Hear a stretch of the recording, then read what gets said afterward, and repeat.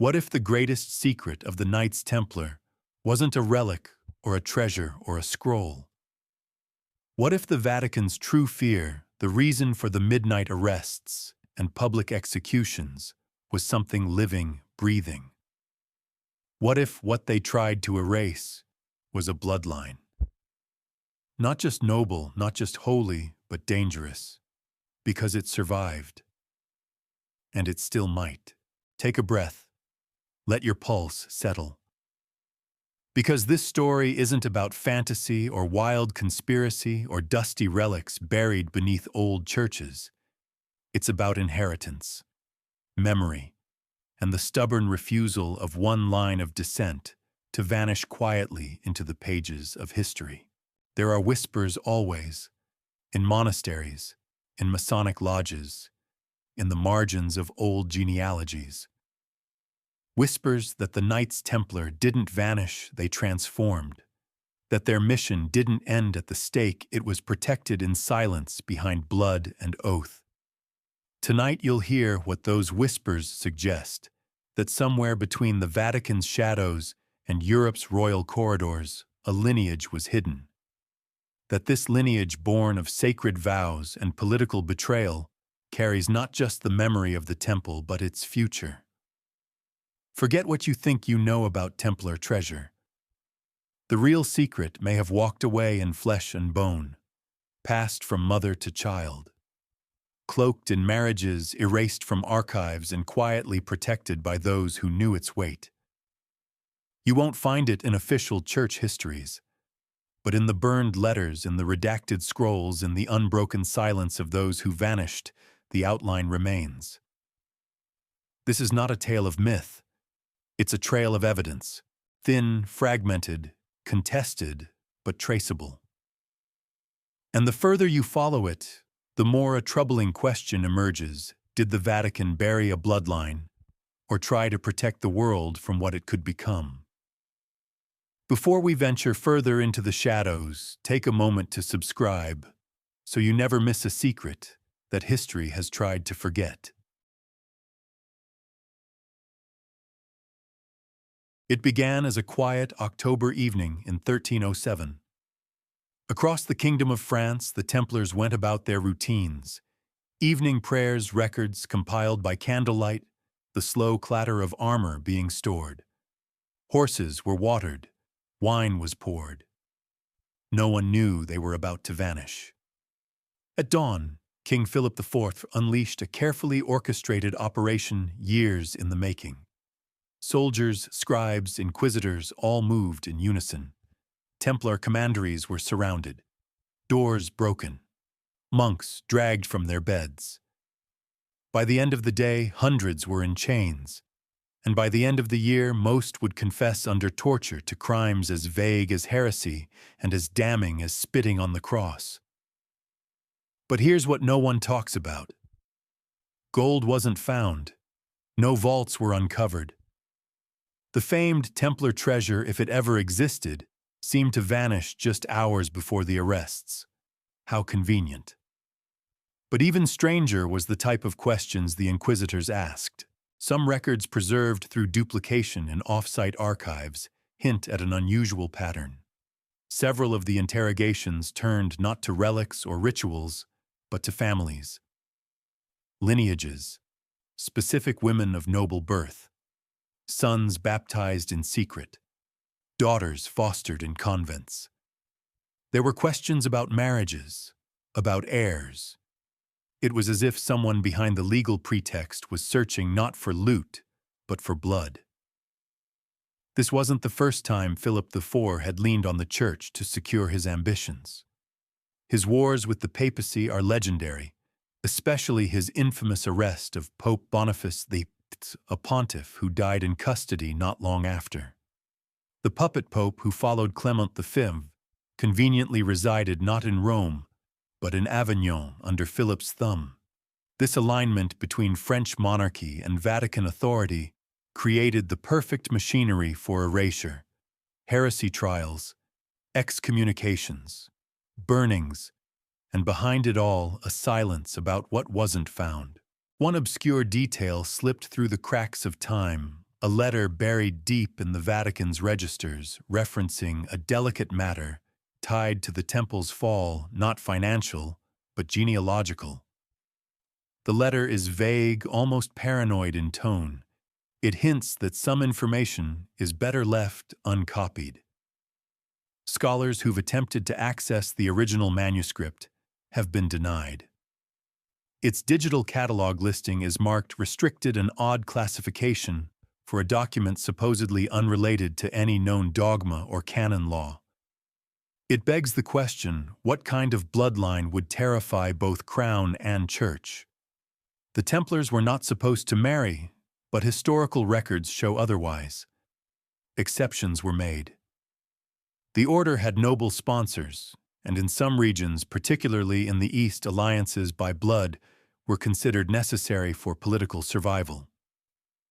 If a child was born from such a union, especially one involving a powerful house, it could upend loyalties. It could stake a claim. Let's zoom in on one location, the commandery at La Rochelle. This port was not only a major naval base, but also a known escape point for Templar vessels. Eyewitness accounts from 1307 report ships fleeing just days before the arrests. Not galleons weighed down with gold, but small swift craft, crewed it seems with specific passengers. There's no mention of treasure manifests, but there are scattered references to protected cargo. Some theories suggest relics, others scrolls, and a more whispered possibility, protected persons. One chronicler, a monk from Limoges, wrote cryptically of those who carried the seed of the temple being ferried west beyond the reach of Rome. It could be metaphor. It could be nothing. But in light of later claims, families in Portugal, Scotland, and even the Basque country asserting descent from Templar lines, it reads differently. You may wonder why no one spoke louder if such descendants existed, but ask yourself, would you? In a time when heresy burned hotter than justice, to claim blood ties to an outlawed brotherhood was to invite ruin. And yet some families preserved the possibility through symbols, mottos, coats of arms that never quite matched any known lineage. Clues hidden in plain sight. There's also the strange case of the Sudarium document, a scroll allegedly recovered in Aragon in the 1700s, containing fragmented genealogies matching known Templar founders. While scholars dismiss it as a forgery, a few details in its margins correspond to real, obscure, noble lines, some of which mysteriously died out or were absorbed into larger houses right after 1312, a pattern of merging, dilution, strategic silence. The Vatican, too, remained curiously quiet. While loud in its condemnation of Templar heresies, it released no comprehensive statement about the order's dissolution. No official papal bull listing the supposed treasures recovered. Nothing about the ships, nothing about the blood. What remains is a vacuum, a historical silence too clean to be accidental. And in that silence, we must wonder if this wasn't a purge of heretics or a theft of treasure. Could it have been a hunt for an heir? That question changes the frame entirely. Because if Philip IV feared an heir, someone with a legitimate claim not just to land, but to ideology, then the Templars weren't destroyed. They were hunted for something still breathing, something passed from parent to child, something that had to be erased. And now that we know what to look for, we'll follow the trail not through treasure maps or coded manuscripts, but through absences. Redacted names, exiled daughters, sealed archives, and the cold whisper of something royal, something sacred that never quite died.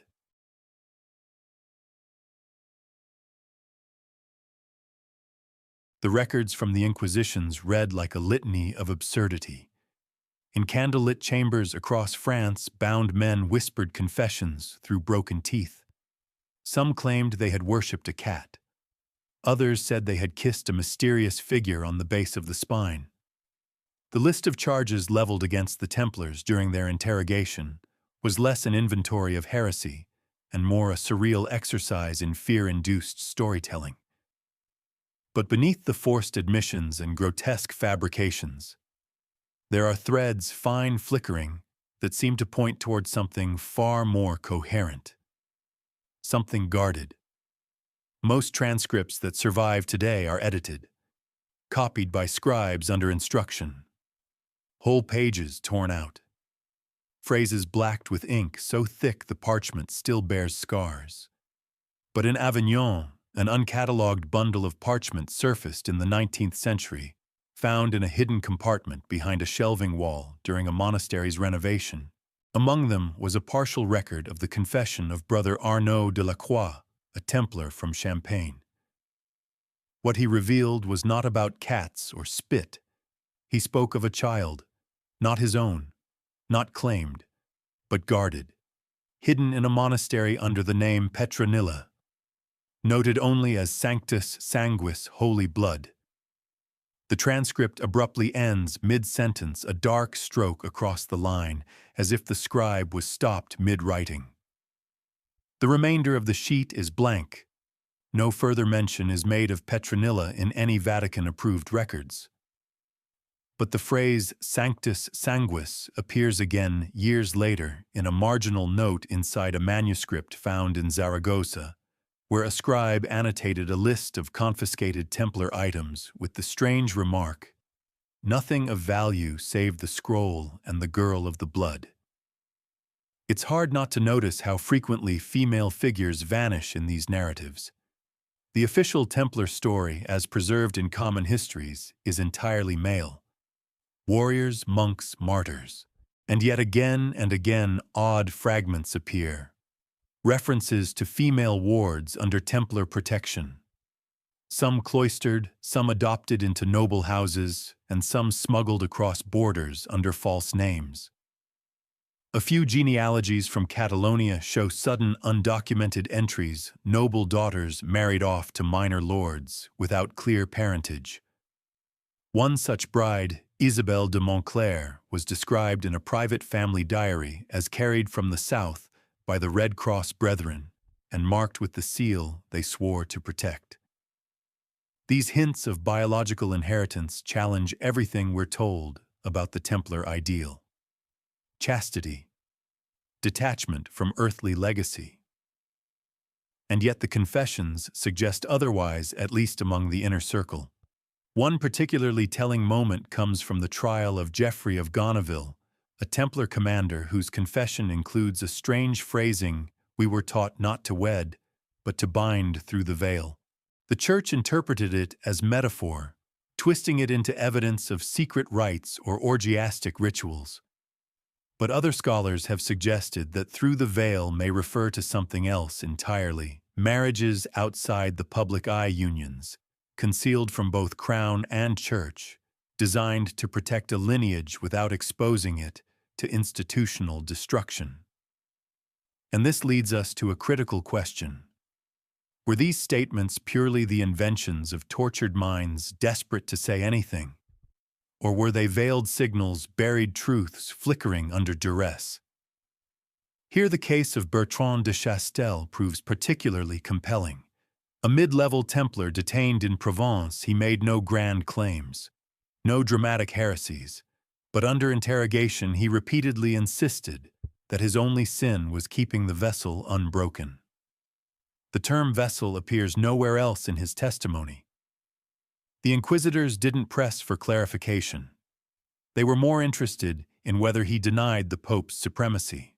But the phrase, unbroken vessel, has taken on curious resonance in esoteric studies, where it is sometimes interpreted as a metaphor for preserved bloodlines, the continuation of sacred descent through protected wombs. Fast forward several centuries. The phrase reappears in a Masonic initiation rite, attributed to the 18th century Templar revival lodges in Vienna. During the oath, initiates were told to swear allegiance to the vessel unbroken and the child it shelters. Most historians dismiss the language as poetic symbolism, but when traced backward, these words echo too precisely to ignore. Were the Freemasons preserving a metaphor, or were they safeguarding a memory? Now let's remember what we touched on earlier, the escape from La Rochelle.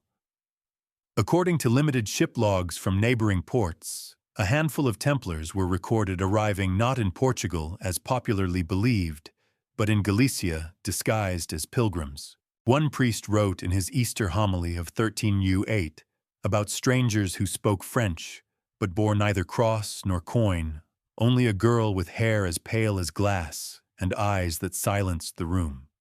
It could be legend. It could be poetic indulgence. But the consistency with which certain elements recur, a girl, a protected child, something unspoken and never named, becomes difficult to dismiss outright.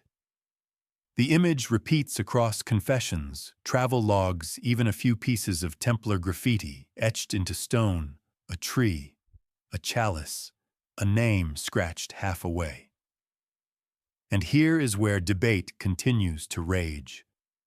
Academic circles remain divided.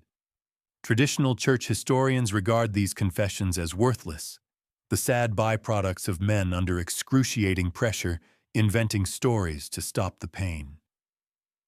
But others argue that truth under torture cannot always be dismissed, that a consistent pattern of certain references, the child, the vessel, the blood, across numerous testimonies and decades, may reflect something real, however distorted. If there was indeed a bloodline passed through hidden heirs, then these confessions may represent not delusions, but breadcrumb trails. Fragments of a truth too dangerous to speak plainly. And within them we might begin to see the outline of something forbidden, not because it threatened doctrine, but because it threatened control.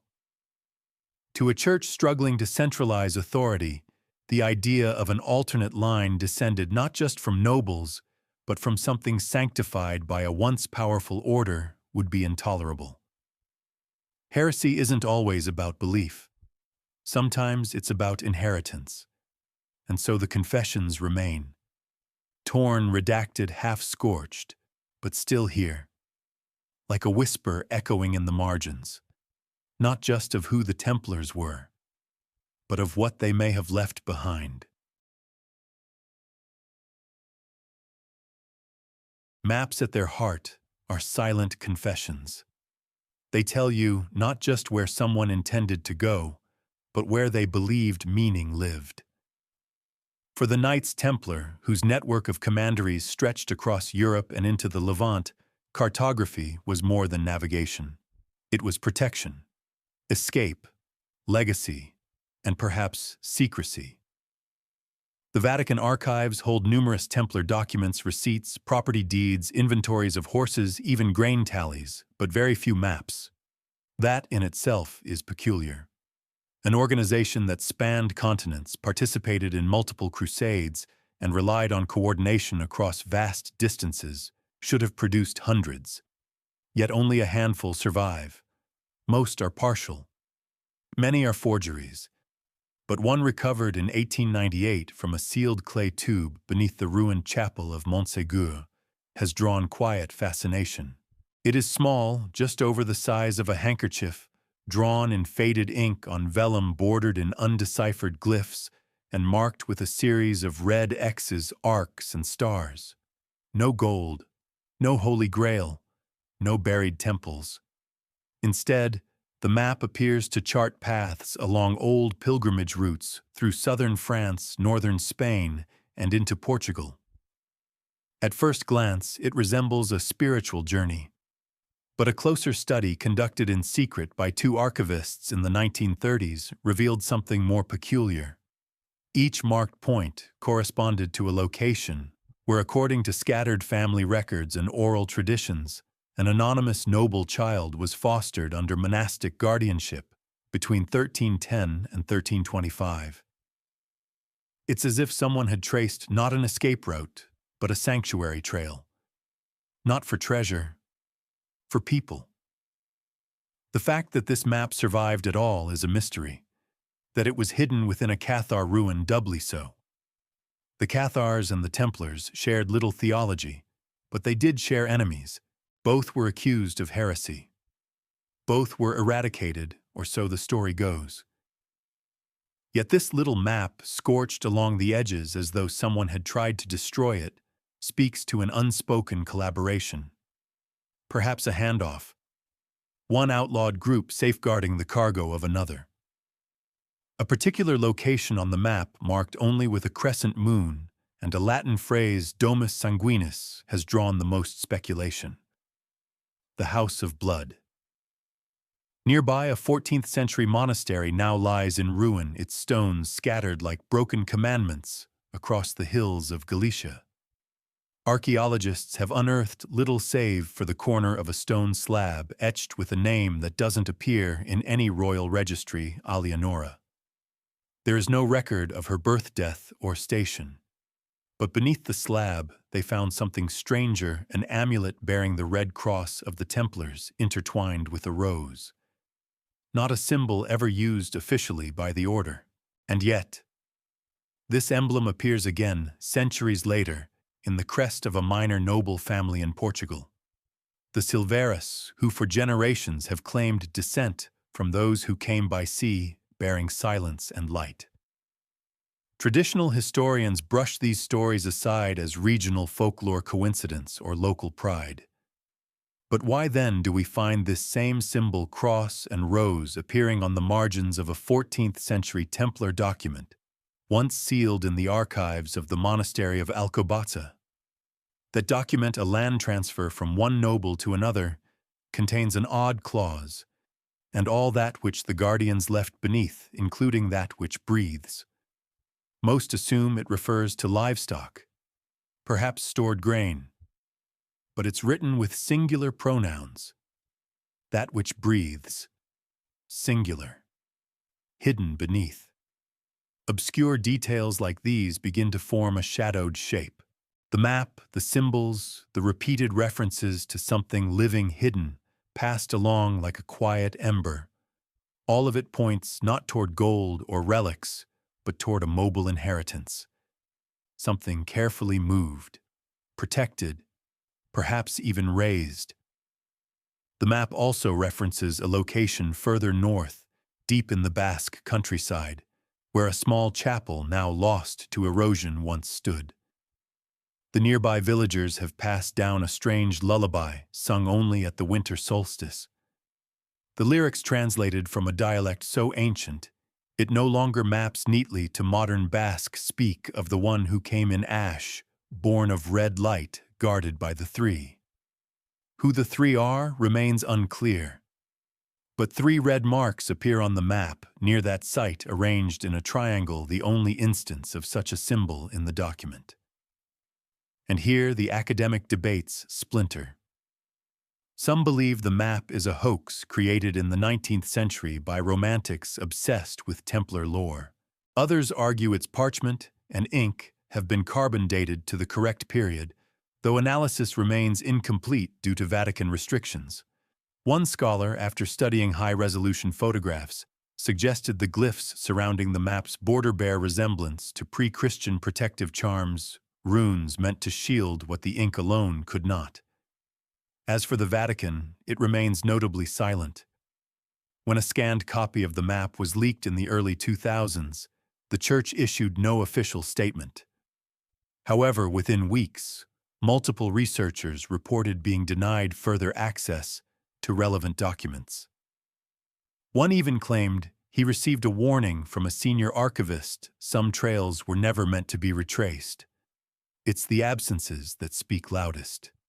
Not what the map shows, but what it's led away from. Each destination marked seems less like an endpoint and more like a torch pass. Not one child, but several. Not one lineage, but a scattering of possible heirs, shielded across regions protected by code and care. The purpose was never mass inheritance. It was continuity.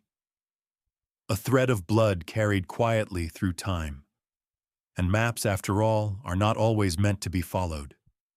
Sometimes they're reminders, records of something once done too dangerous to forget. That this one survived flame suppression and time is its own kind of miracle. And it asks plainly if the true Templar treasure was not wealth, not knowledge, but legacy. One that moves, one that breathes, one that perhaps still waits just beyond the edges of official history.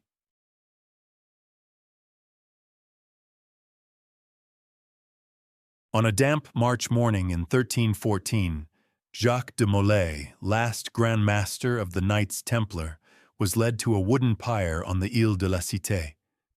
The execution was supposed to be swift, the final act of a long and carefully orchestrated purge. Yet the man, half-starved and broken by years of captivity, stood tall before the flames. And before the wood could be lit, he spoke. Not just a curse upon King Philip IV of France and Pope Clement V, though that's what most remember. What's often forgotten or conveniently left out is the rest of his statement, the part whispered by those who heard it, but never wrote it down officially. He said, "Before a year passes, you shall answer before God, and so shall the guardian of the blood." Most chroniclers recorded only the curse against king and pope, both of whom did indeed die within a year. But that last phrase, guardian of the blood, has haunted the margins of unofficial accounts ever since. Who was this guardian? Was it a symbolic flourish, a mystical invocation, or was it a reference to something or someone that de Molay knew was still alive? The flames took his body, but not the mystery.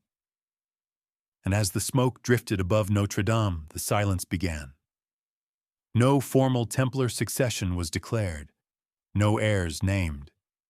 Yet fragments of documents, some even sealed within monasteries sympathetic to the order, suggest that a contingency plan had been in place.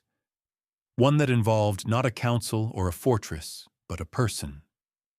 One scholar decades later unearthed a parchment in the Abbey of Saint-Guilhem-le-Désert. Its corners singed, its ink faded. The document bore no title, only a line: "The key has been moved to flesh." What kind of key lives in flesh? The obvious interpretation is blood, a genetic inheritance, something that could be carried concealed and passed on without ceremony, something no inquisitor could confiscate. One curious episode in the final months of de Molay's imprisonment further supports this possibility. Records indicate that shortly before his final public recantation, he was permitted a visitor. The visitor's name is redacted from the official prison logs, but a cross-reference with a guard's private diary refers to a pale youth and a veiled woman escorted under heavy guard into the cell block. The nature of their conversation was never recorded. But afterward, de Molay refused food for 2 days. When asked why, he said simply, "I've done what must be done." Theories abound. Some believe the youth was an illegitimate son. Others think he may have been the last heir of a sacred line the Templars had sworn to protect with de Molay, serving not as father, but as steward. The veiled woman, anonymous in every account, remains the most enigmatic figure. One particularly speculative interpretation suggests she was a descendant of the Merovingians, long believed by some fringe scholars to be at the heart of the so-called sacred bloodline. But such ideas tend to be waved off as indulgent conspiracy, conveniently, by the very institutions that erased all official records. Still, a pattern emerges. After de Molay's execution, there is a sudden flurry of marriages among minor noble families in southern France, each involving spouses with unclear parentage. Land grants follow, endowments for convents. One in particular, Sainte-Fleur-de-Midi, was funded entirely by a man named Guillaume Ducroc, a former Templar sergeant, who until then had been presumed dead in the arrests. His only stipulation, that the convent accept any girl bearing the mark of the Rose and Cross. That strange pairing again, the Rose and the Cross. It surfaces once more in a letter sent from a Portuguese nobleman to his cousin in Aragon in 1321. The rose still blooms, and the cross guards her. The letter preserved in the National Archive of Lisbon is surrounded by unrelated documents and was nearly discarded during a reorganization effort in the 1970s. A student intern flagged it unsure of its meaning and saved it from incineration. This odd symbol pairing doesn't belong to official Templar iconography, nor does it appear in typical heraldry. But by the 17th century, the symbol begins to surface within Rosicrucian documents, yet another secretive group allegedly drawing its origins from the ruins of the temple. Their writings, thick with metaphor and mystical language, often refer to the blood that sleeps in light and the bride cloaked in flame. Both phrases echo the legend that some part of the Templar mission was to protect a line not just of descent, but of significance. And that brings us back to de Molay's last words. If the guardian of the blood was real, then his execution was not a conclusion, it was an alarm. A flare to signal that the mission was no longer about holding territory or safeguarding relics. It was about protecting someone, and ensuring that the church which had turned its might against the order could not reach them. But why such secrecy? Why not declare the lineage, establish a new holy order? The answer might be found in the fate of those who tried. In the decades following the Templars' suppression, several fringe sects attempted to resurrect aspects of the order. Most were crushed, others absorbed into esoteric societies with no official church recognition. And in nearly every case, those who publicly claimed possession of the Templar secret, whether relic text or bloodline, met suspicious ends. Exile, disappearance, sudden illness. De Molay's warning then may have been as much a plea as a prophecy, not just that the king and pope would be judged, but that the guardian, whoever they were, would be hunted. Their blood, if found, would challenge more than authority. It would challenge the church's claim to spiritual exclusivity. It would pose a rival sanctity, and that could not be allowed. So perhaps the guardian fled. Perhaps the child or children were spirited away, buried in lines that would one day merge with others. The flame of the temple reduced to a flicker, but still burning, still protected. Because if blood can be holy, then what better vessel to hide it than flesh? No reliquary, no scripture, just life moving quietly through time. Long before the Knights Templar, before the Crusades, before even the coronation of Charlemagne, there was a dynasty in Gaul, wild-haired, half-mythic, draped in mystery and blood. The Merovingians.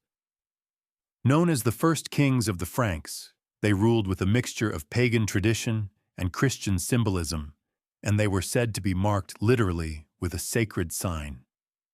A birthmark in the shape of a cross, or sometimes a star. Depending on the legend, it appeared behind the shoulder, over the heart, or along the spine. They were not just kings. They were anointed, chosen, and possibly descended, some whispered, from a holy bloodline born in Palestine. Of course, this is where history's jaw begins to unhinge and let in myth. There's no solid evidence of divine descent. But what's certain is this: by the time of the Templars, stories of the Merovingians had taken on the luster of legend. And legends, unlike facts, do not die. They hide. They echo. Some Templar rituals, though never officially recorded, are known through confiscated texts and rogue confessions. One such ceremony, described by a monk-turned-informer during the trials, involved the acknowledgement of the blood said during the investiture of a high-ranking brother. The language is vague, but a line stands out: "Let it not be broken, this thread that binds us to the child of the fish and the lily." The fish, a known Christian symbol. The lily, fleur-de-lis, was the mark of the Merovingian line. And here's where it gets slippery. Because this invocation of blood-child fish and lily shows up again centuries later in a 17th century Freemason manuscript from Rouen under the title Rite of the Eastern Vessel. Most historians dismiss it as fanciful, but the phrase is identical word for word to the confession of that anonymous Templar initiate over 300 years earlier. Coincidence, perhaps, or perhaps not. The official extinction of the Merovingian line came in 751, when Pepin the Short seized power and passed the crown to his son Charlemagne. But rumors persisted that not all the royal blood had been extinguished, that one child, possibly female, had been smuggled south, protected by loyalists, married into a minor noble house, forgotten by the state, but not by certain watchful guardians. Enter the Templars. By the early 12th century, they had land and commanderies in areas once controlled by Merovingian descendants. Southern France, Burgundy, Aquitaine. And in the archives of a now-vanished monastery in Albi, a charter once listed a recurring payment for the lady in white keeper of the sacred tree. The tree in Merovingian symbology referred not to wood, but to lineage. Genealogy, a living archive branch by branch. The Vatican has never acknowledged this, but in one redacted letter from the papal curia to a French bishop in 1238, a marginal note survives. They still sing the old blood. Tell them to cease. No explanation, no elaboration, just the warning. Why would a church so determined to centralize authority tolerate any symbolic rival?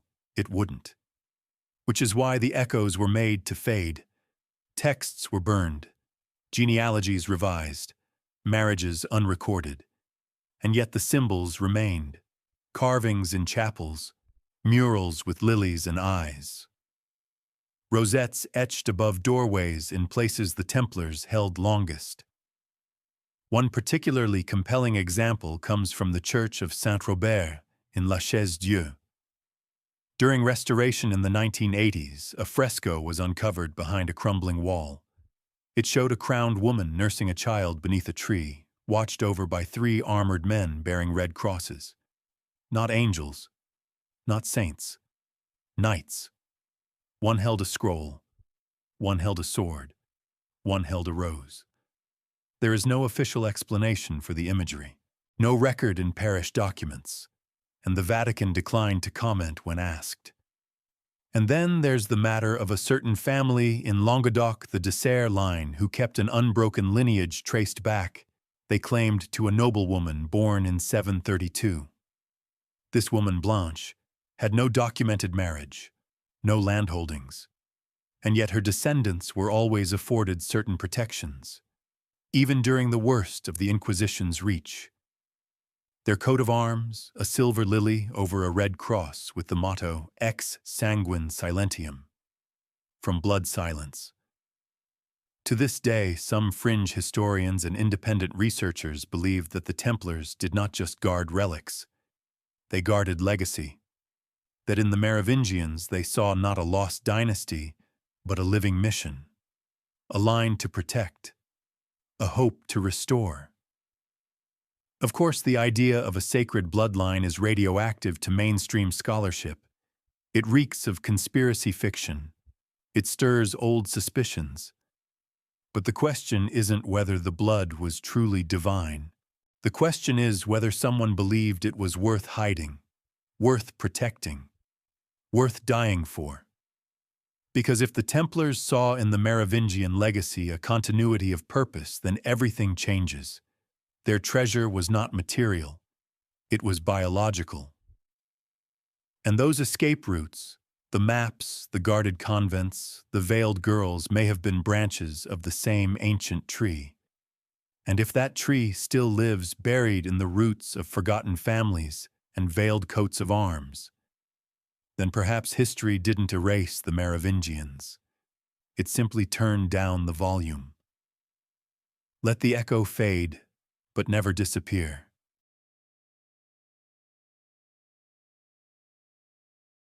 There is a room beneath the apostolic palace that few ever enter.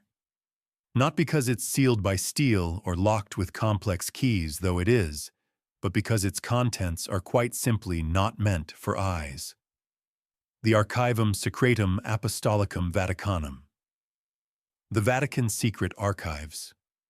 Despite the dramatic name, much of what's kept there is mundane letters, receipts, papal bulls, baptismal records.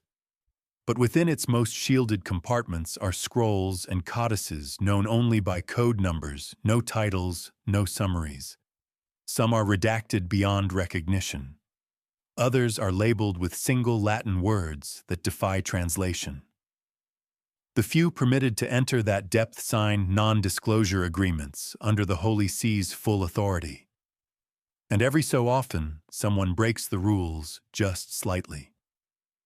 In 1911, a Jesuit historian named Lorenzo Pellicani requested access to a bundle of parchment entries dated between 1307 and 1320. His research ostensibly focused on medieval heresies, but Pellicani had a side obsession: the Templars. He noted a gap 6 scrolls logged in 1312 but missing from circulation. When he asked about them, he was quietly instructed to redirect his focus.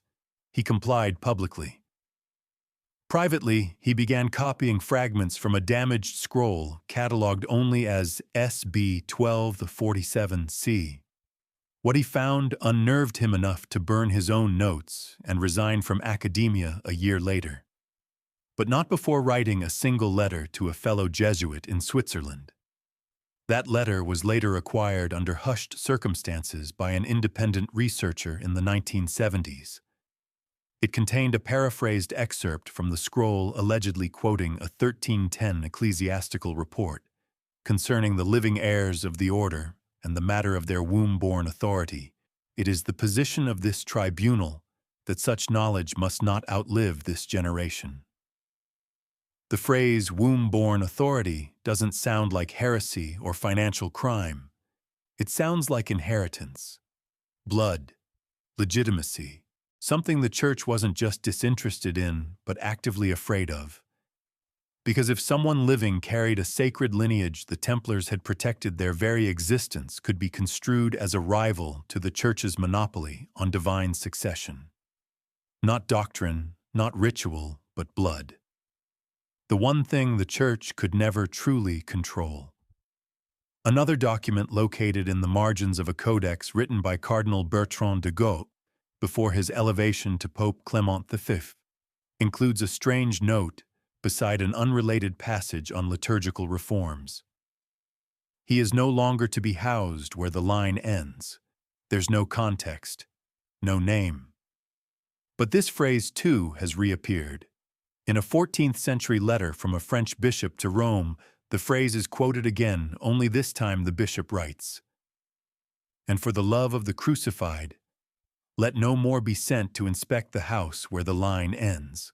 What house? What line? Archivists who've studied the Vatican's cataloging system know that many references are cloaked behind euphemisms. A house can mean a noble family, a line can mean genealogy, and the end may not signify extinction, but protection. Removal from the public gaze. More than one modern researcher has attempted to trace these breadcrumbs. The problem is that requests for access to anything Templar-related beyond 1312 are either ignored or denied. The official reason: the material is either too damaged or irrelevant. But in 1995, a limited release of documents, part of a public relations gesture by the Vatican, accidentally included a single page from a restricted file. It referenced a secret conclave in 1313 concerning unverified claims of spiritual succession tied to the Brotherhood. The line was quickly redacted in the next press release, but the earlier version had already circulated among a small group of historians, and once something circulates, it cannot be uncirculated. One scroll long known only as Fragmentum Languedoc has also drawn interest. Allegedly found near the ruins of an abbey destroyed during the Albigensian Crusade, it was purchased in the 19th century by a collector who later donated it to the Vatican. The document is mostly illegible, but one phrase written in a mix of ecclesiastical Latin and Occitan remains intact: sanguinarum non traditur in chartis. Blood shall not be recorded in the scrolls. If true, it suggests that a deliberate policy may have been enacted. Not just silence, but erasure. An intentional refusal to write certain lineages, names, unions, or children into the historical record. A sacred redaction. And yet for every destroyed scroll, a whisper remains. In 1483, a monk named André de Vallon copied portions of what he called the lost gospel of the flame-bearers. He was executed within the year. The document disappeared, but the inventory at his abbey listed it under the description Genealogia Templi per manus feminae, the Templar genealogy through the hand of a woman. That phrase has never been officially explained. Why the secrecy, why the violent suppression, unless something was at stake? Something living, something hereditary. The Vatican's silence is not just about doctrine, it is about control of narrative. The right to determine who is holy, who is legitimate, who speaks for God, and perhaps more dangerously, who might claim to carry a rival authority by virtue of birth, not belief. And so the redacted scrolls remain stored beneath the marble halls, beneath the carved saints, beneath the carefully managed memory of Christendom. Because if those scrolls were ever read in full, they might tell a story the Church spent centuries trying to forget.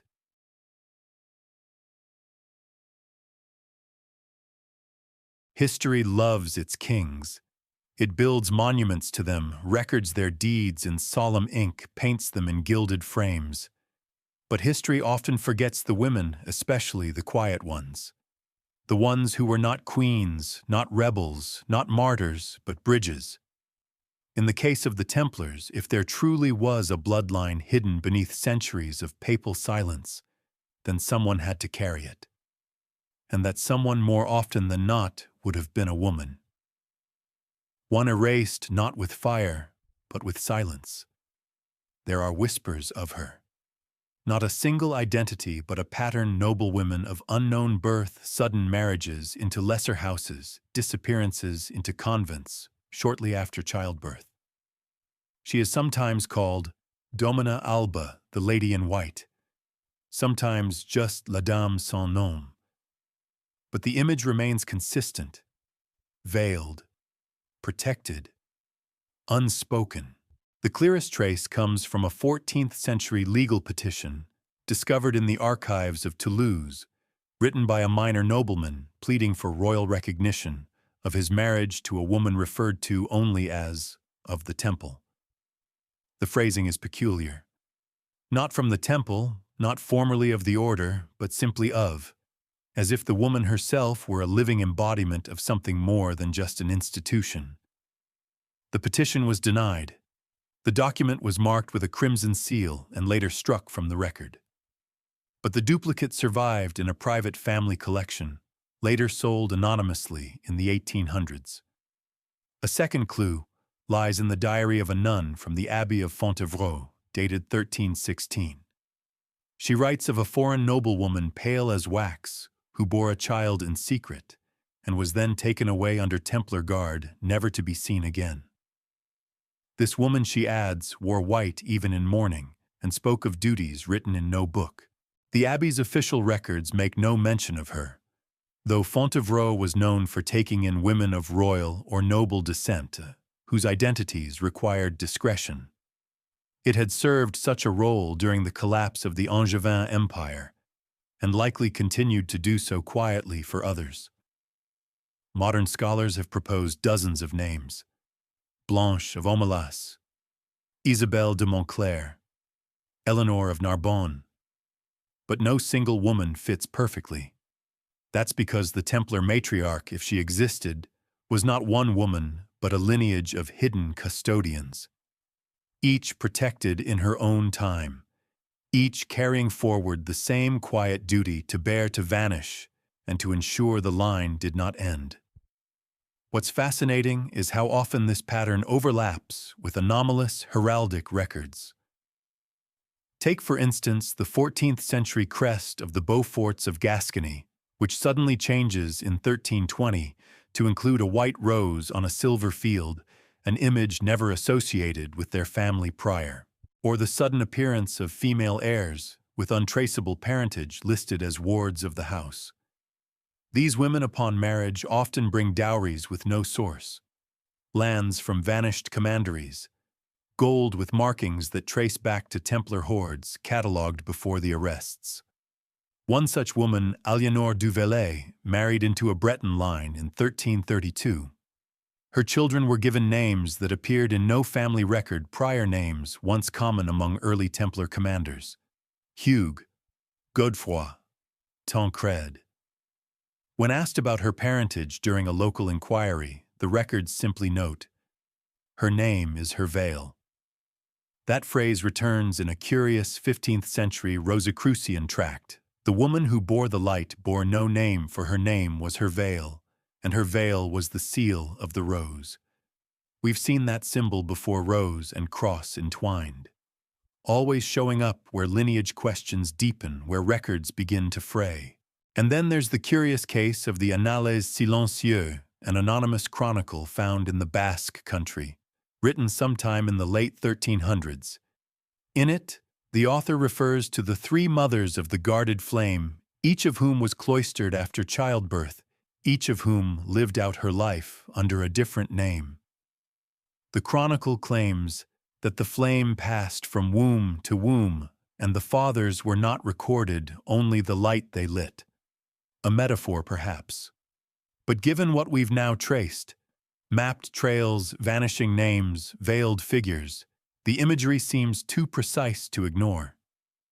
If a bloodline existed, its survival required this kind of matrilineal sacrifice. The men were targets named, hunted, executed. The women could pass invisibly, hidden in white, transferred between families as wards, cousins, governesses, or nuns. Each birth shrouded in secrecy, each child carrying forward not a crown, but a claim. The Church, of course, made no allowance for such continuity. Any claim of sacred blood outside approved channels was heresy, and so it was safer to erase them before they could speak. A redacted woman cannot bear a recorded heir. An unnamed mother leaves no genealogical trail.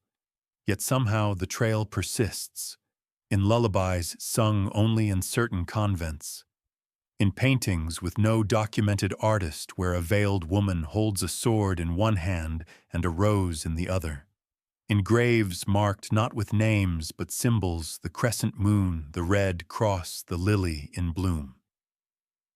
To believe in the Lady in White is not to believe in a single person. It's to believe in a structure, a secret matriarchy functioning alongside the Church, not in opposition but in defense, a counterbalance, a living archive. And perhaps that is the most threatening legacy of all. Not the idea of a male heir ready to reclaim power, but a lineage that refused extinction. One that moved through flesh and silence, one that the Vatican could not burn because it could not be found. Not entirely, not all at once, only hinted at, only whispered, only remembered in white. When the fire came for the Templars in France, it didn't stop at the pyres. It swept through titles, lands, scrolls, libraries, and names. But across the border in Portugal, there was no fire. No inquisitors kicking down commandery doors, no mass arrests. The silence was deafening and deliberate. Portugal at the time was ruled by King Dinis I, a pragmatic monarch, known for his love of poetry and his keen sense of political maneuvering. When the Vatican ordered the suppression of the Templars in 1312, most monarchs complied with varying degrees of enthusiasm or reluctance. But Dinis did something different. He complied, and he didn't. On paper, the Order of the Knights Templar ceased to exist, but in reality, Dinis simply renamed them. In 1319, the Order of Christ was born, given papal blessing and a royal charter. Its assets were largely the same as those held by the Templars before the Purge. Its membership practically identical, same knights, Same lands, same missions. Just a new name, a paper-thin disguise, but one that worked. Historians often cite this as an example of clever statecraft. Portugal needed the Templars. They had built fortresses, protected trade routes, and held strategic knowledge. But beneath this political calculus was something else, a pattern that begins to surface when one examines the people who arrived in Portugal during the years immediately following the arrests. At least 4 ships left the port of La Rochelle in late 1307, shortly after the first wave of raids. Officially, they vanished. Unofficially, there are traces, maritime records from small Galician ports, noting the arrival of vessels flying no flags, crewed by men who claimed no homeland. One Galician harbor log lists foreign knights with a lady under guard. No names, no destination. But within a year, a convent appeared in northern Portugal, founded under the authority of a private donor, whose name was recorded as simply A de T. The convent's records mention a guest of holy lineage to be sheltered indefinitely. It's not hard to see the shape forming. The rebranding of the Order of Christ may not have been solely to protect property or personnel. It may have been to protect a mission, a lineage. Inside the first statutes of the Order of Christ is a curious phrase, to guard what was left unsaid. That line has no doctrinal precedent. It isn't a known reference to Scripture. Yet it reads like an oath, silent, compact, heavy. And when one reviews the Order's early activities, a strange priority emerges. Before battle, before trade, before exploration, they secured land, isolated estates, rural monasteries, places where someone could vanish into a veil of distance and quiet. Dinis himself set aside several royal properties for these purposes. The Crown records note the transfer of 2 manors and a chapel in Tomar, formerly under Templar control, to the Order of Christ, for perpetual service to the Crown and the invisible mission. That phrase, invisible mission, has no clear definition, but it appears again almost word for word in a personal letter from Dinis to his successor, advising him to maintain support for the Order, for they shelter more than swords. Then there's the matter of the royal tutor appointed for Prince Afonso. His name was Gil Martins, a former Templar sergeant turned Knight of the Order of Christ. What's notable is not his resume, but a small emblem stitched into his personal journal, preserved today in a private collection in Lisbon. The emblem shows a crescent moon, a red cross, and beneath them a pair of intertwined lilies. When asked about it in his later years, he reportedly told a scribe, "That which the fire could not consume now blooms in the west." Modern historians often portray this period as the beginning of the Templars' maritime shift, the groundwork for Portuguese exploration, for the Age of Discovery. That's true. But there's something else buried beneath the sails and compasses, a sanctuary network. Convents founded without explanation. Nobles adopting wards with missing birth records. Crypts carved beneath rural churches with inscriptions no longer legible or deliberately erased. The Order of Christ did not just expand Portugal's borders, it hollowed out safe spaces inside them, as if the kingdom itself had become a shell, a vessel for something precious moving under its own name no longer. A private archive maintained by the Silva family, long tied to early Order leadership, includes a lineage document dated 1346. It tracks a line of descent from a woman named Marianne of the Temple, who arrived in 1310 with guardians, took vows at the convent of Santa Clara, and later by divine mercy bore a child under a different name. The document ends with the phrase, "The line shall bear no mark but silence." That document was never published. It has been seen by fewer than 10 researchers, and yet it matches details in at least 3 other genealogical anomalies from the same period: children born of unknown noblewomen, reared in strategic monasteries, later given minor roles in the Order's infrastructure. Not glory, not wealth, but proximity. Why would the Order of Christ take such interest in shielding unnamed children, unless those children were considered sacred, or more importantly, dangerous? It's a strange legacy, a country preserving a bloodline through bureaucracy, a king offering protection by simply changing a name, and a church either complicit or too fatigued to resist watching the order vanish in one land and resurface in another, like a snake shedding its skin. The Vatican's silence on Portugal's sleight of hand remains remarkable. Not a single excommunication followed, no formal condemnations. It's as if the fire that consumed the Templars in France cooled as it reached the border. Or perhaps it was allowed to. The escape to Portugal wasn't just survival, it was transfiguration. A bloodline that had to hide became part of a state, a flag, a future. And even now, within certain Portuguese families who trace their roots to Tomar and beyond, quiet stories are still told about veiled women, secret guardians, and an oath never recorded in ink. They say the blood moved west. They say it still flows, and that the guardians still wait.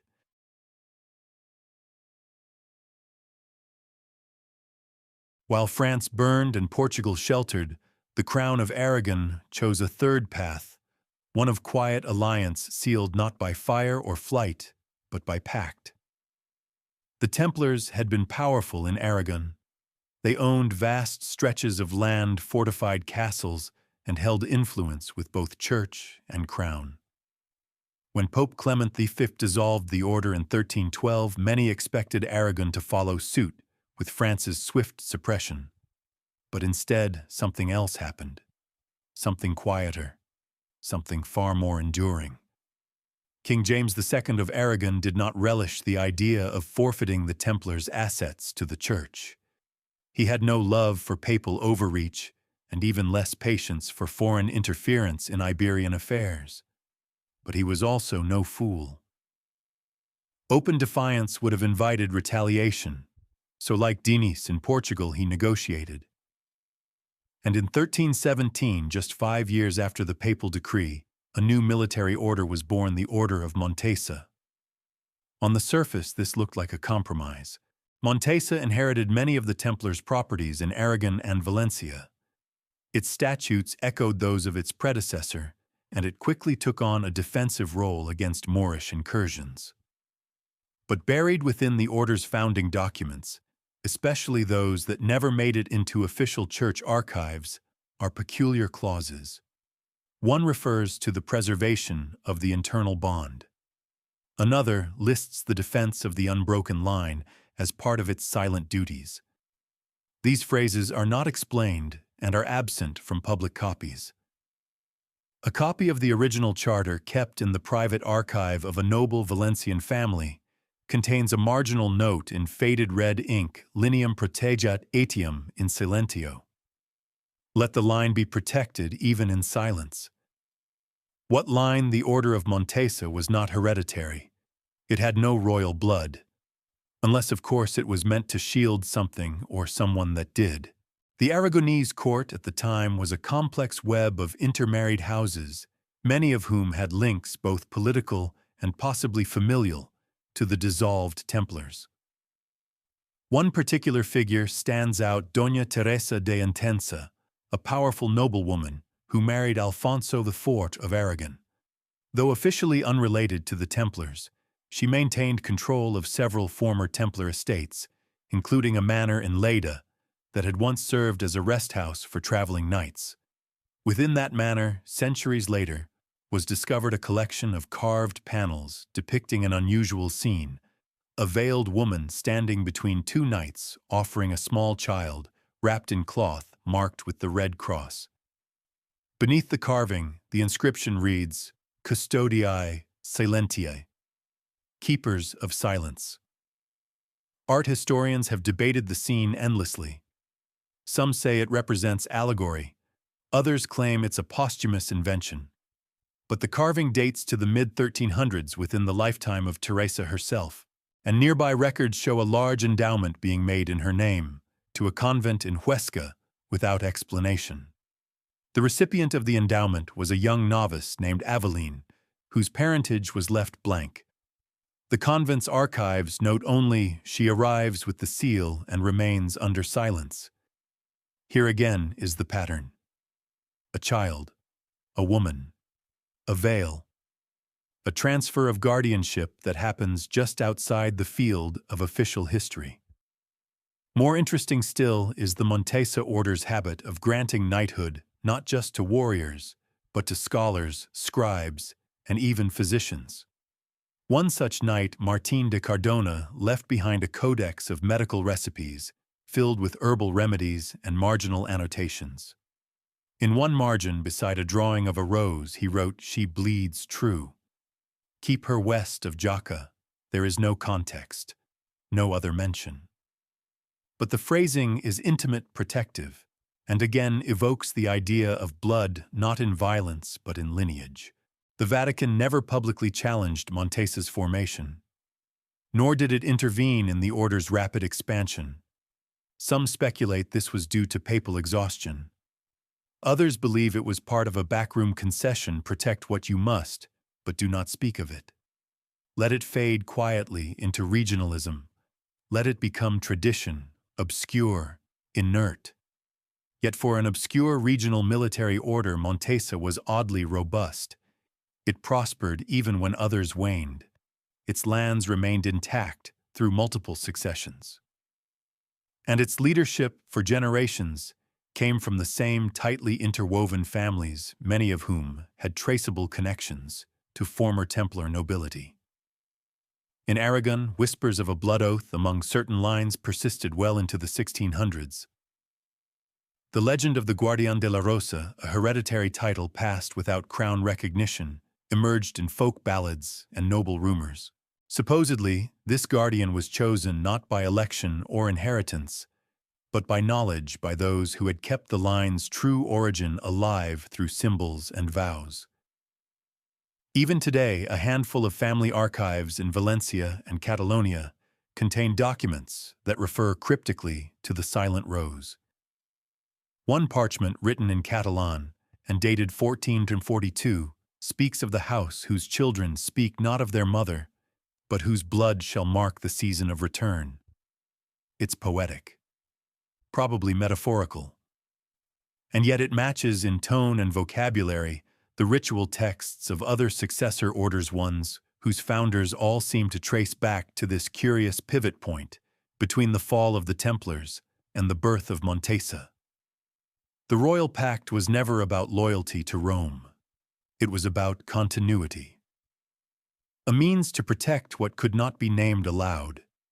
A way to keep the blood moving, cloaked beneath oaths and seals and stone. And so in Aragon, the line was neither lost nor denied. It was absorbed, hidden within a crown, a charter, a veil. And even now, the carving of the woman between the knights still waits in the old manor, worn smooth by time, her silence intact. She holds no sword, no crown, just a child, and the unspoken weight of what that child may have carried. In medieval Europe, genealogy was a currency all its own. Bloodlines determined inheritance, marriage, alliances, military command, even spiritual authority. Monasteries kept family records. Nobles commissioned illuminated charts linking them to saints or kings. And yet, following the dissolution of the Knights Templar in 1312, a peculiar phenomenon emerges in the very records meant to preserve continuity: a blackout. Not a literal absence, names still appear, marriages are still logged, but a quiet interruption in the narrative. Entire branches of noble trees become vague. Titles are inherited without clear succession. Children appear in documents with only one parent listed, or with the curiously evasive label de ignoto natale, of unknown birth. It's not just one region. The blackout spreads across Occitania into Catalonia, Burgundy, even the Rhineland. In each case, we find family lines that had direct or indirect ties to the Templar network. Estates once managed by the order are quietly reassigned to relatives whose paper trail doesn't hold up under scrutiny.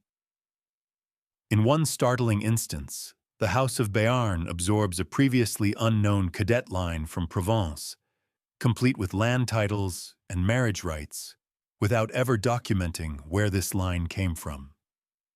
The official explanation: old service to the crown. The family crest A rose overlaying a sword. The Vatican's response to these genealogical irregularities is complete silence. And perhaps that's the point. Because silence in an age obsessed with pedigree is not neutrality. It's erasure. A particularly haunting example comes from the archives of the Château de Foix. A letter written by Count Gaston II in 1323 refers to our quiet cousins from the Western Flame, who are to be granted the rights of lineage though their names are sealed. This single sentence implies the recognition of familial bloodlines, real living individuals, without allowing their identities to be entered into the official record.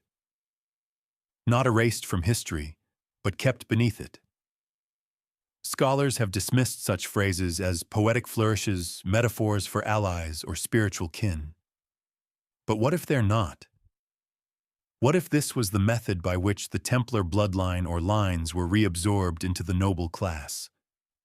Not as an open inheritance, but as a secret one.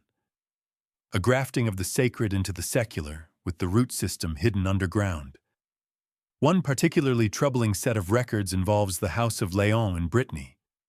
From 1310 to 1330, the family's recorded members double in size. Branches suddenly emerge, marriage ties are hastily written in later ink, and children appear who do not align with any previous birth records. Among them is a girl named Melisande, listed only as Filia Templi, daughter of the Temple. Her name is struck through in later editions. No marriage, no estate. But her descendants can be traced through oral tradition in a neighboring house. One of her great-grandsons, Jean de Léon, is documented as commissioning an altar bearing an odd inscription. The light walks unseen, but not uncarried. There's that metaphor again. The light, the blood. Always hidden, never extinguished. The blackout isn't complete. It's strategic. It doesn't erase every name, only those whose presence would raise questions. Questions about timing, inheritance, legitimacy.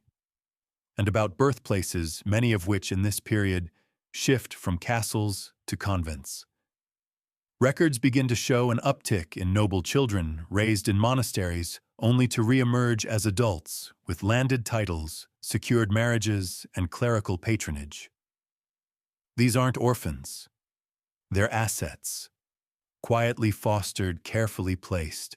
One obscure document from the Abbey of Saint-Papoul, now barely legible, references the three sisters of no name, all listed as receiving funds from an unknown benefactor, tied to a knightly estate dissolved only 5 years earlier.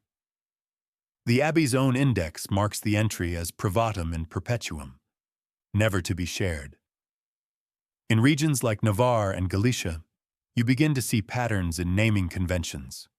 Sons named Hugo, girls named Petronilla Aliénor or Blanche, names once prominent among the Templar sister circles.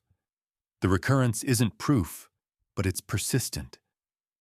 And it aligns with another strange phenomenon, the adoption of private family-only crests, never registered, with heraldic offices that nonetheless carry Templar symbology. The red cross, the rose, the twin pillars. Insignia that suggest identity without exposing it. And here is where things turn modern. In the 19th and 20th centuries, several aristocratic families began commissioning genealogical studies to solidify claims to dormant titles. In 3 separate cases in France, Portugal, and Italy, the researchers encountered what they described as deliberate voids. Birth years misaligned. Death records missing. Marriage contracts unsigned or unsealed. When one researcher in Toulouse attempted to investigate further, he was met with a cease and desist letter from the diocese claiming that spiritual families are not to be dissected. Spiritual families. Not noble, not royal, spiritual. What does that mean? Some believe these were code words for lineages once tied to the Templar mission, preserved not through public power, but through a sense of inherited duty. These families were not hiding out of shame.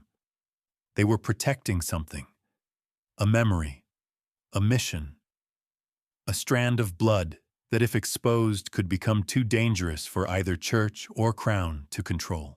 Because if even one heir could prove direct descent from a Templar bloodline, especially one tied to royal or sacred lineage, it could reshape centuries of spiritual authority. The Vatican's claim to sole apostolic succession would face a rival narrative, one that says we survived, not just in spirit, in flesh. That possibility even now explains the blackout, not a total erasure, a dimming. Enough to obscure the trail, but not so much that the line would forget itself. And if some descendant today were to look back carefully enough, perhaps they'd find a coat of arms that never matched the registry, a birth record missing a page, a family prayer whispered at the winter solstice taught generation to generation but never explained. Perhaps they'd find that they are not simply descended from nobles or knights, but from something once hidden and still watching.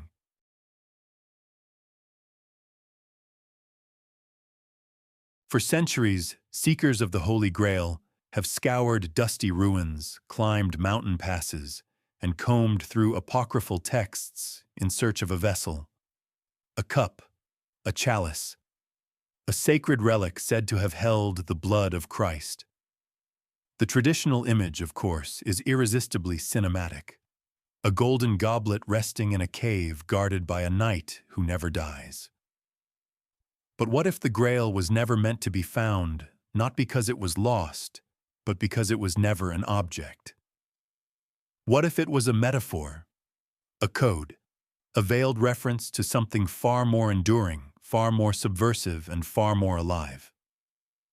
Consider this: the earliest Grail stories never mention gold.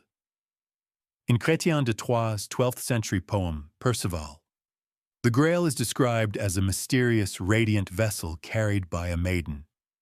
Not a cup, not a goblet, just the Grail. No explanation, no shape.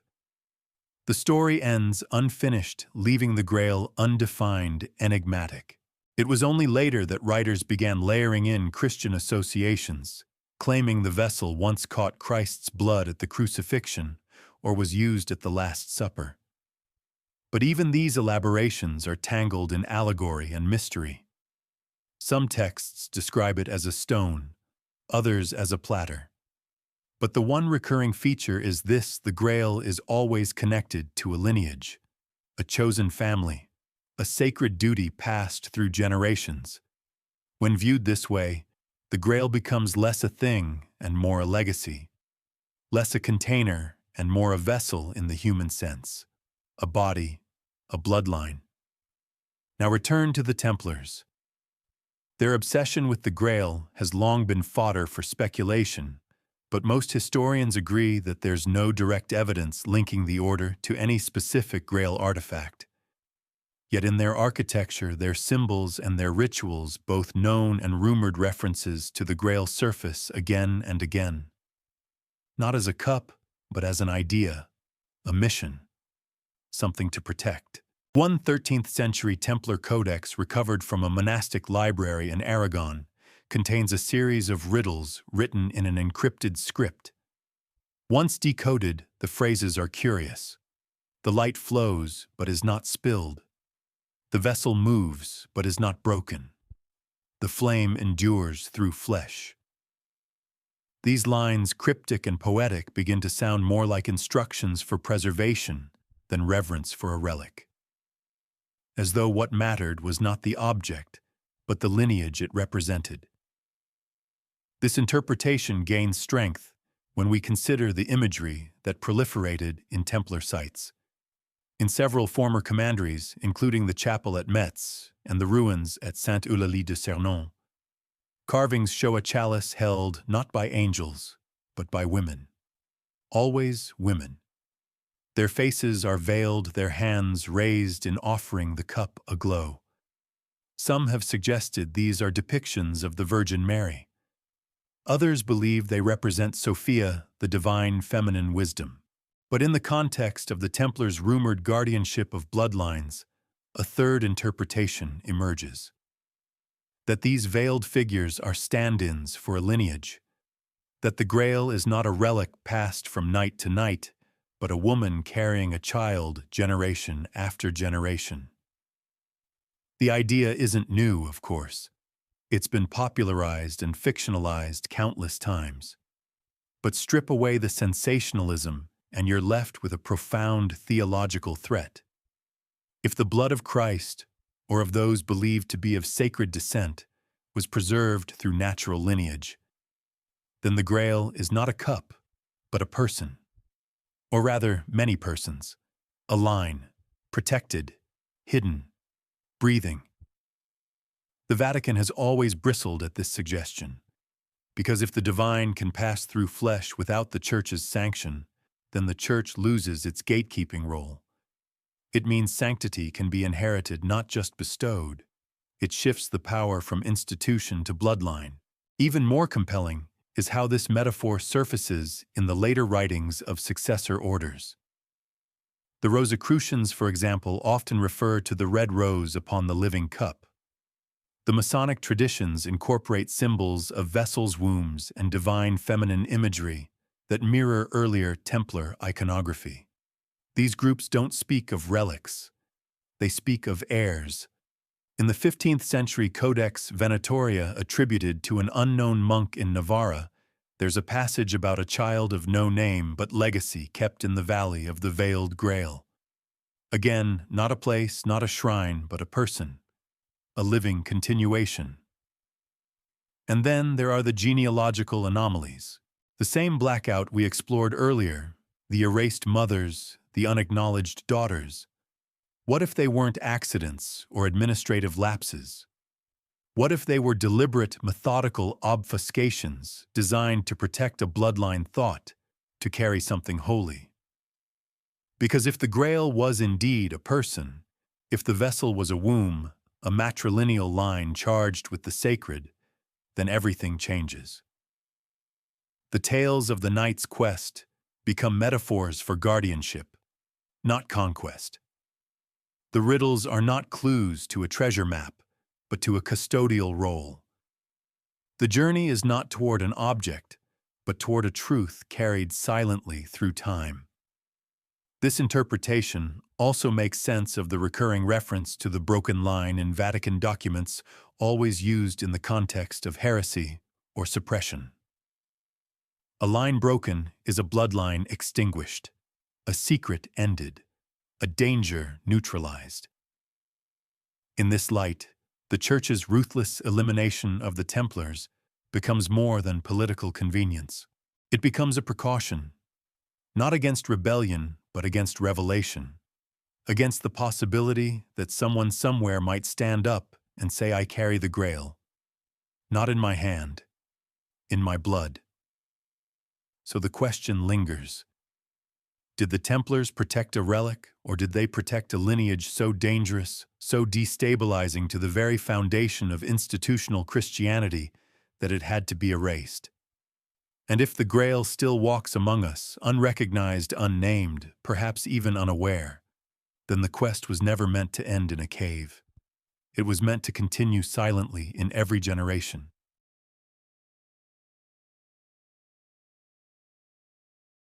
Long after the smoke from the Templar burnings faded into legend, something stirred in Europe's shadowed lodges. Quiet societies of stonecutters and architects began to whisper about geometry, about sacred numbers, about ancient brotherhoods that had once walked the earth in armor and oaths. By the 18th century, these whispers had become something else: Freemasonry. and buried deep within their rites and symbols lies a strange heartbeat, faint but unmistakable, that echoes the rhythm of the Templars. Most Masonic traditions claim no direct descent from the Templar order. Their origin stories are abstract, cloaked in metaphor, tracing themselves to Solomon's Temple, not to the Crusader castles of Outremer. Yet within their rituals are too many parallels to ignore. The twin pillars, the sacred geometry, the oaths of silence, and most curiously, the obsession with lineage legacy and the transmission of light. Consider the initiation rite of the Scottish Rite, one of Freemasonry's most influential branches. A new initiate, blindfolded, is led through a symbolic death and rebirth. He is told that he is entering a lineage older than kings, older than the church itself. In one variant of the rite, he hears a phrase whispered before the veil is lifted. Guard the flame that was not extinguished. It's poetic, surely. But when traced linguistically, that phrase mirrors the oath spoken by Templar knights during their final initiation, preserved in a single damaged scroll hidden away in the library of the Vatican, labeled Initiatio Templi Thirtondern. In it, a candidate is told, "You are not the end of the flame, but its bearer." The recurrence is not accidental. In 1740, a man named Andrew Ramsay, himself a Freemason and former tutor to the son of James Stuart, the Jacobite pretender, gave a speech in which he claimed that Masonry had inherited the mission of the Templars. He stated that the Order of the Temple had survived in secret, through exile, through silence, and that its guardianship had passed not through arms, but through knowledge. The speech caused a quiet scandal and was quickly buried. But copies survived, and the idea endured. Some lodges began to adopt Templar degrees rituals, explicitly invoking the Red Cross, the Temple Mount, even Jacques de Molay himself. In these ceremonies, the candidate reenacts a symbolic defense of a sacred vessel and vows to protect those who carry the true inheritance. Again, the language turns from relic to person, from object to bloodline. This becomes even stranger when we examine the genealogies of early Masonic founders. In more than one case, we find members of families previously linked to Templar guardianship in Portugal and Aragon. Take the case of the von Hund lineage in Germany. Karl Gotthelf von Hund, a central figure in 18th century Freemasonry, claimed he had been initiated into a secret Templar tradition during a clandestine ceremony in Paris. He said he had met unknown superiors, silent figures, who told him their lineage dated back to the fall of the temple, and that they still carried the blood.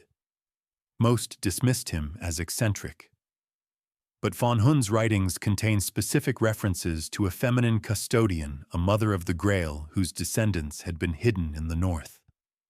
He also notes a symbol passed to him, rose intertwined with cross matching the obscure crests we've seen before. Even more telling is the influence of Masonic architecture. Many lodges built during the 18th century mirror the layout of Templar chapels. The orientation, the internal chamber dimensions, the presence of 7-pointed stars, all reminiscent of known Templar constructions. And the Templar reverence for geometry wasn't purely symbolic, it was preservational. Through form, they encoded meaning. Through proportion, they encoded memory. One of the most enigmatic Masonic texts is the manuscript of the Veiled House, written anonymously in the 1770s. It speaks of a line unseen, which neither dies nor kneels, kept through the silence of mothers and the flame of sons. It tells of a brotherhood not of builders, but of watchers, of guardians of the light that bleeds. For a text supposedly concerned with morality, plays, and architectural symbolism, the language is almost disturbingly biological. And so the debate rages. Were the Freemasons simply inspired by Templar myth, or did they absorb fragments of something older, something guarded? The Vatican, predictably, was less than thrilled by these developments. Papal bulls condemning Freemasonry began appearing in the 1730s, declaring the order incompatible with Christian doctrine. But the justifications were vague. No specific heresies were cited, just a general unease about secrecy, ritual, and authority. As if the Church feared that buried in these obscure rites was something more than pageantry, perhaps even truth. Because if the Templar bloodline survived not as a dynasty, but as a dispersed mission, then Freemasonry may have become its carrier. A living scaffolding, an immune system for a secret too dangerous to reveal but too important to let die. And yet there's another layer still. Some modern Masonic historians claim that within the higher degrees, those rarely spoken of even among Masons, there exists a rite that speaks not of builders or kings, but of a child. A child veiled in white, a descendant, a flame-bearer. We cannot prove these rites exist. We cannot excavate silence. But when you consider all the patterns, veiled initiations, encoded architecture references to lineage and blood, the question becomes not whether the Templars survived through Masonry. It becomes, what were they protecting? Because in this telling, the Templars did not die in 1314. They changed shape.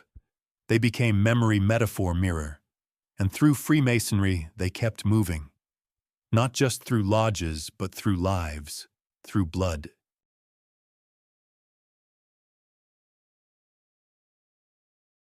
In the past, bloodlines were guarded by ink and oath, by monks scratching names into vellum and nobles forging alliances under torchlight.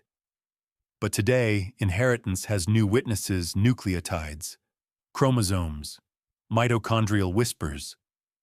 DNA has become the modern oracle offering to confirm or deny centuries of legend with the cold precision of science.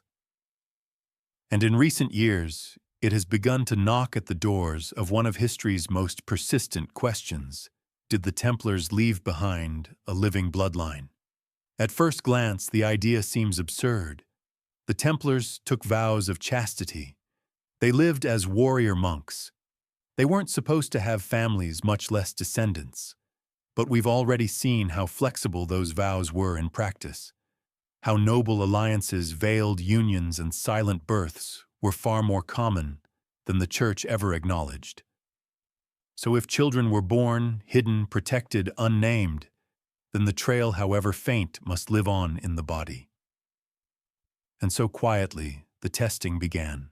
In the early 2000s, a team of French geneticists began collecting samples from descendants of noble houses historically linked to the Templars. The project, funded privately and conducted outside formal academic institutions, was never meant for publication. It was an investigation, an exploration. And what they found was strange. Among families in Languedoc-Navarre and parts of Portugal, there appeared a shared haplogroup, an unusual Y chromosome marker, not common in the general European population. It wasn't proof of anything, but it was consistent. And in one family from Aragon, who claimed descent from a woman recorded only as Blanca of the Flame, the same genetic sequence appeared this time in mitochondrial form. The results were never peer-reviewed. The project was shut down. The data locked away. But one of the researchers, speaking anonymously in an interview years later, said this: "It was like touching a ghost. You can't see it, but you feel something was there." The Vatican predictably dismissed the entire notion. Its representatives have long maintained that there is no such thing as a Templar bloodline, much less one that carries any theological significance. But the ferocity of the denials and the total lack of engagement with the actual data has only fueled further curiosity. In Italy, a separate effort, this time led by amateur genealogists, traced a line of descent from a woman named Isidora della Rosa, who appeared out of nowhere in Florence in the 1330s. Her children intermarried with minor nobility. Her grave, unmarked save for a stone rose, lies in a crypt beneath a deconsecrated chapel. DNA extracted from a fragment of bone believed to be hers showed a genetic anomaly nearly identical to the one found in the Aragonese family. Once again, it was inconclusive, but once again the pattern flickered through. Then came the private claimants, families from Brittany, Catalonia, even Scotland stepping forward, not with scrolls, but with saliva, offering samples, hoping to prove what they'd been told for generations in hushed tones and half-jokes, that their blood carried a secret, that their ancestors had worn no crown but something older, something forbidden. One claimant, a woman from Tomar, carried with her a pendant passed down from mother to daughter for over 600 years, a simple silver disc etched with a cross and a rose. Inside the disc, sealed with wax, was a folded scrap of parchment too fragile to open. When scanned, faint ink appeared beneath the folds. Just 2 words, Domina Sanguinis, Lady of the Blood. Of course, DNA cannot decode secrets written in metaphor. It cannot trace vows, only nucleotides. But the recurrence of symbols, phrases, and genetic anomalies across families with no known contact suggests something more than coincidence. And it raises a deeper question. What if the bloodline was never about proving descent from Jesus or Mary Magdalene or any particular mythological figure? What if it was about continuity? About the survival of a principle carried in human form, a living resistance to spiritual monopoly? Because those who claim descent do not speak of power. They speak of burden, of silence, of dreams that do not belong to them. One man, a retired stonemason in Girona, claimed his mother used to sing a lullaby in Occitan that ended with the phrase, "The flame walks quietly through daughters of the rose." He said he never understood it until he saw the same words carved into an abandoned altar in southern France. The Vatican's position has not changed. No investigation, no acknowledgement, no response. And yet behind closed doors, it has begun quietly acquiring genealogical records from several orders once tied to the Templars. In 2011, an independent researcher in Portugal was informed his request to access convent birth records had been denied not because of privacy concerns, but due to ecclesiastical sensitivity. He was told quite plainly some names must remain unwritten. This silence speaks volumes, because it isn't just about rejecting the claims. It's about preventing the question from being asked. For if the Templar bloodline exists, if it still breathes, then it is no longer myth. It is presence, and presence demands reckoning. DNA may never confirm the full story, but perhaps it doesn't need to. Perhaps the point was never to prove, but to remember. To feel the line not as data, but as echo. Not as evidence, but as inheritance. And somewhere out there, a child may be born tonight, unaware of what she carries. A heartbeat wrapped in centuries of silence. A strand of light moving forward, veiled, protected, and still alive.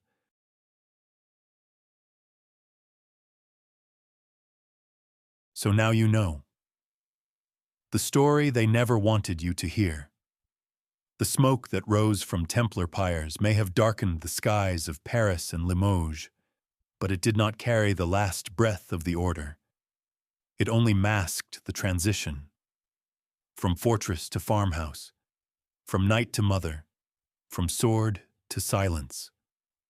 The bloodline, if it truly exists, was not a line of kings or popes or generals. It was a thread woven through shadows, carried forward not by glory, but by necessity. Protected by those who understood that the most dangerous truth is not power, but inheritance. And maybe that's why the Vatican erased so much. Not because of what the Templars did, but because of what they knew. Because they may have cradled in their arms something that threatened not just papal authority, but the entire scaffolding of spiritual control. Not a scroll, not a relic, but someone, a child, a lineage, the living Grail. But such a truth cannot survive in the open. It costs too much. It requires secrecy, generations of silence and sacrifices that history doesn't bother recording. And so those who bore it, those who knew, lived between lines under false names, behind convent walls, or in borrowed titles. They were erased deliberately because their very existence posed a question the Church could never afford to answer. Did they succeed? That depends on how you define survival. The line may still move, veiled in modern blood, whispered through lullabies, remembered in dreams that don't quite make sense. But with each generation, the story fades a little more. The parchment crumbles. The stone inscriptions wear away. And yet, you're here, listening, wondering. And maybe that's enough. Maybe the bloodline endures not because of who carries it, but because someone still cares to ask. So rest now. Let the questions linger like candle smoke. Let the silence of veils and scrolls and tombs sing their final lullaby. Somewhere the flame still flickers. Good night, keeper of secrets. Sleep well.